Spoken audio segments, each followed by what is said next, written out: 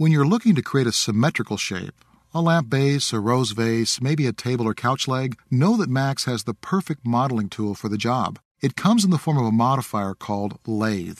Now, if you ever took a wood shop back in high school, you know how the lathe works. The wood shop lathe was a machine that would allow you to cut or carve a piece of wood as it turned very quickly. With it, you could create a baseball bat, a salad bowl, anything symmetrical. Well, Max's lathe command works pretty much the same way, but instead of spinning a piece of wood, you simply spin a line that you've strategically drawn. Now I'll show you how it works in just a second, but before I do, be aware that there's a couple things that need to be taken into consideration as to how to properly perform the lathe.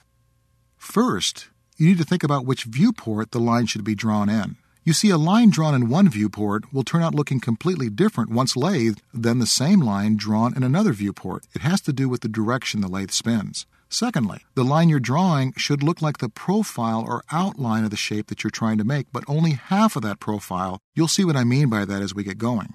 Number 3 on the make sure to do list is making sure that just like with the extrude, that you don't allow any part of your line to intersect. I can't think of any instances where you'd want an overlap. And issue number 4 deals with the object's surface normals. You see, all depending on the way the line was drawn, the object might end up looking like it's been turned inside out. That almost always deals with the direction the object's normals point. And finally, last thing on the list is given the object that you create an actual thickness. You see, spinning a single line will undoubtedly make the walls of your object look awfully thin, so you typically have to add a little extra bulk by thickening that line up somehow. I'll show you a couple different ways to do that a little later on. So those are the most important issues that need to be addressed when using the lathe command. Why don't we go ahead and make something and see if we can't tackle each of those separately?